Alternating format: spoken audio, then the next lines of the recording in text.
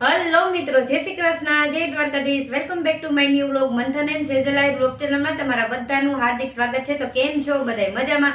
જો શિયાળાની અંદર છે ઈ ઘરે ઘરે અમારા સૌરાષ્ટ્રની અંદર છે નવીન જાતના પાપડ બનતા હોય, તમને ખબર જ છે. તો આપણે છે ને ઈ ઘઉંના પાપડ બનાવી લીધા, ચોખાના વરાળિયા બનાવી લીધા, રવાના પાપડ બનાવી લીધા અને આજે આપણે છે ને ફરી પાછા બનાવવાના છીએ ચોખાના લોટની આપણે મમરી બનાવવાના છીએ, ઈ પણ આપણે પાપડ ખારાનો ઉપયોગ કર્યા વગર જ. અહીંયા આપણે જો સૌથી પહેલા છે ઈ ચોખા લઈ લીધા છે. તો આ છે ને ખીચડિયા ચોખા છે, તમે જોઈ લ્યો. આ રીતના આવે છે, કોઈ પણ સ્ટોર અનાજ કરિયાણાની સ્ટોરની દુકાને તમને મળી જશે.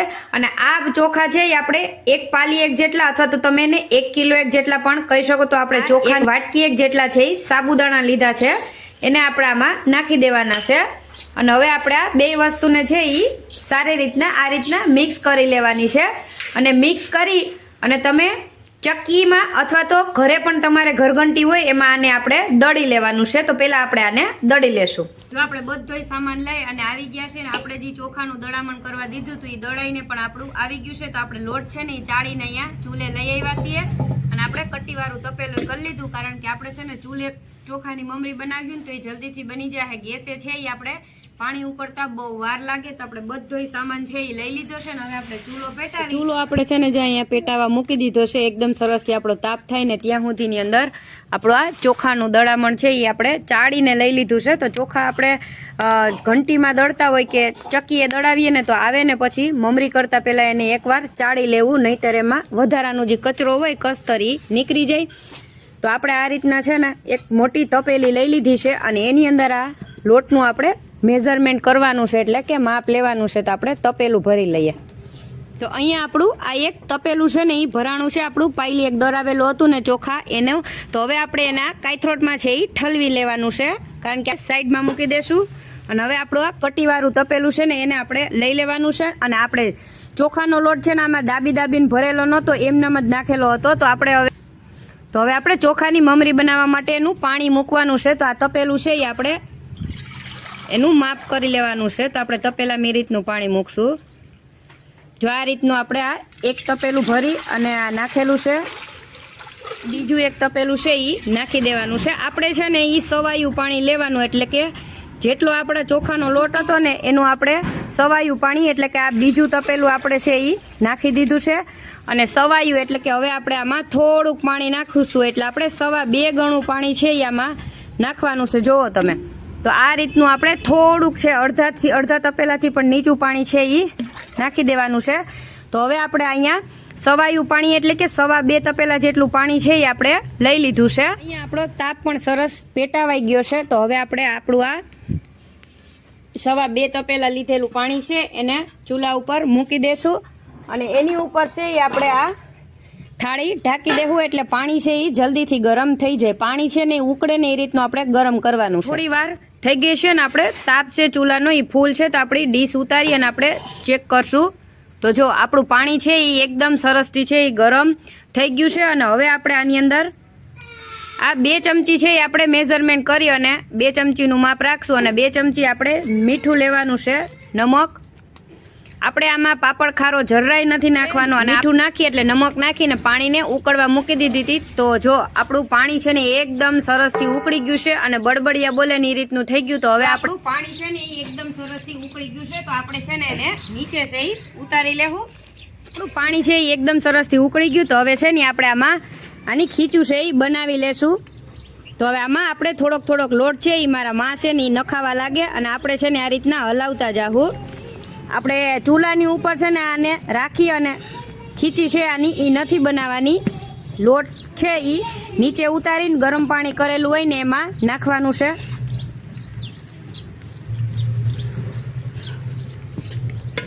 એકદમથી આપણે છે એ આને હલાવવા માંડશું. જો આ રીતના એકદમ સરસથી છે એ આપણે આને આ રીતના ખીચું ને છે એ હલાવી અને કરી લેવાની છે, એટલે એકદમ સરસથી આપણું ખીચું છે ને એ પોચી અને સરસથી બનશે. અને આમાં ગાંઠા છે ને એ પણ નહીં પડે. ઘણીવાર બધા એવું કરતા હોય કે આ રીતના ખીચું ને ચૂલા ઉપર લોટ નાખી અને હલાવતા હોય, તો એનાથી છે ને એ ખીચીમાં પાણી છે ને એ ચોખા વધુ પીવાનું ચાલુ કરે અને ખીચી છે એ પોચી ન થાય. તો આપણી મમરી છે ને એ એકદમ કડક થઈ જાય.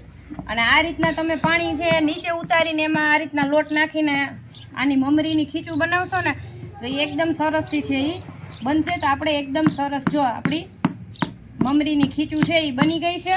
અને હવે આપણે એને ડીશ ઢાંકી અને આપણે મેળી ઉપર છે એને લઈ જશું. મેળી ઉપર આવી ગયા છે ને આ રીતનું આપણે સુફરિયું છે એને પાથરી લીધું. સુફરિયું આપણે એટલે પાથર્યું કારણ કે આમાં છે મમરી ઝડપથી ઉખડી જાય ને સુકાતા અને બહુ વાર ન લાગે.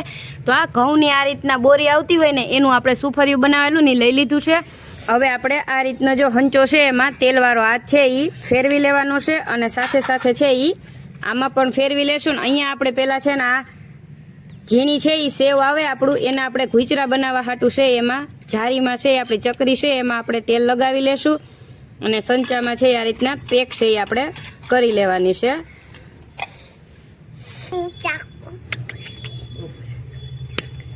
હવે આપણે આમાંથી આ રીતના છે એ ખીચું લેતું જવાનું છે અને હંચો આપણો છે એને આખો આપણે ભરી લેવાનો છે.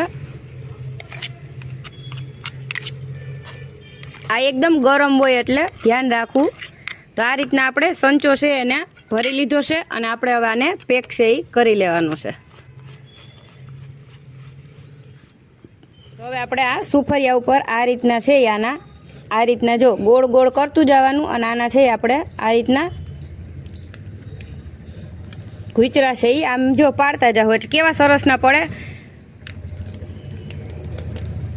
મને છે ને સૌથી વધારે આ ચોખાની મમરીની અંદર આ રીતના ઘૂંચરા છે એની ગમે. તો જો એની રીતે જ છે એ કટ છે એ થઈ જાય આપણે કરવા નથી પડતા. તો આ રીતના આપણે પહેલાં ઘૂંચરા છે એ બનાવતા જાઉં જો અહીં 2 હંચા મમરીના કરવાના ભરી અને આવી ગયા છે ને આપણે આમાં આ રીતના છે એ ગોળ ગોળ મમરીને પાડતું જવાનું છે. અને આપણે બધી છે એ ચોખાની આ રીતના સેવવાળી મમરી જ બનાવશું કારણ કે પટ્ટા મને છે ને બહુ ઓછા ગમે. હું આ ઘૂંચરા જ બનાવું. આ ઘૂંચરા ખાવાની છે ને બહુ મજા આવે. તો આપણે આ રીતના છે એ હંચા ભરતા જાઉં અને ફટોફટથી આ રીતના કરતા જાઉં.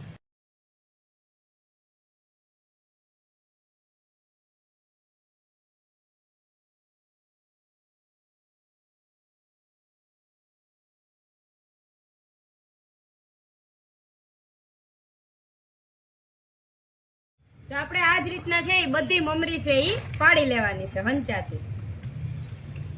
જો હવે આપણે આ 4 પટ્ટા પડે ને એ રીતનો આ એક હંચો છે એ લઈ લીધો છે ને આ રીતના આપણે એને પાડતું જવાનું છે. જો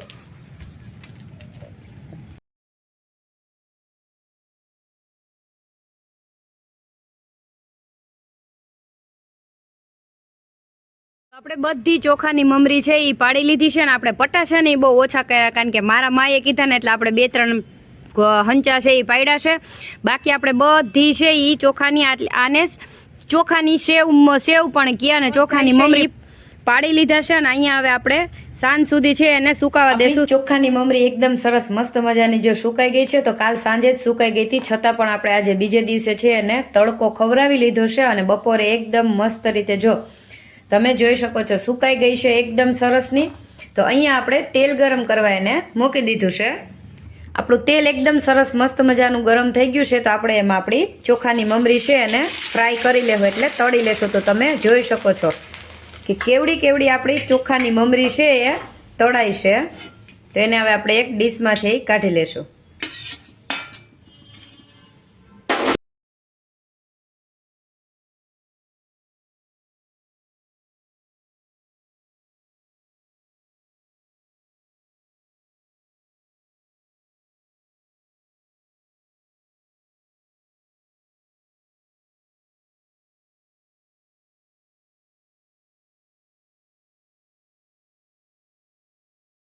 તો પાપડ ખારાનો ઉપયોગ કર્યા વગર આપણે ચોખાની મમરી એકદમ સરસથી બની અને કમ્પ્લીટ તૈયાર છે એ થઈ ગઈ છે. તો તમે એને આપણી ચોખાની મમરી કે ચોખાની ફરફર પણ તમે કહી શકો છો અથવા ચોખાની છે એ સેવ પણ ઘણા લોકો કહેતા હોય. તો આપણે એને ફ્રાય કરી લીધી છે ને તમે જોઈ શકો છો કે એકદમ સરસથી આ રીતના જો એકદમ તૂટી જાય છે તો એકદમ પોચી બનેલી છે. તો આપણે એને ફ્રાય કરી લીધી છે અને આ ચોખાની છે એ મમરીને આપણે બીજા દિવસે તડકો ખવડાવી લીધો છે ફૂલ. તો હવે આપણે આને એરટાઈટ છે એ જગ્યામાં એટલે કે કોથળીમાં કે ડબ્બામાં પેક કરી અને રાખી દેશો ને તો આ 2 થી 3 વર્ષ સુધી તમે આ ચોખાની મમરીને છે એ સ્ટોર કરી શકો છો. જેમાં તેલનો ઉપયોગ છે એ સાવ નહીં એવો જ કરેલો છે. એક જ વાર આપણે સંચામાં છે તેલ લગાવી અને આપણે આ બધી ચોખાની છે એ આપણે મમરી બનાવવાની ખીચું મસ્ત બનેલી હતી, જેનાથી આપણી ચોખાની આ મમરી છે એકદમ સરસથી છે એ પડેલી છે અને બનેલી છે. તો આ ચોખાની મમરીનો છે તમે ચેવડો બનાવતા હોય એની અંદર તમે યુઝ કરી શકો છો. ફ્રાય કરીને ખાવાની ખૂબ જ મજા આવે છે, અથવા તો મહેમાન આવે ને ત્યારે પણ તમે આ રીતના એને ફ્રાય કરી અને ખાઈ શકો છો. તો મિત્રો વિડીયો પસંદ આવે તો વિડીયોને લાઈક કરજો, શેર કરજો અને ચેનલ પર નવા હો તો ચેનલને સબસ્ક્રાઇબ કરજો.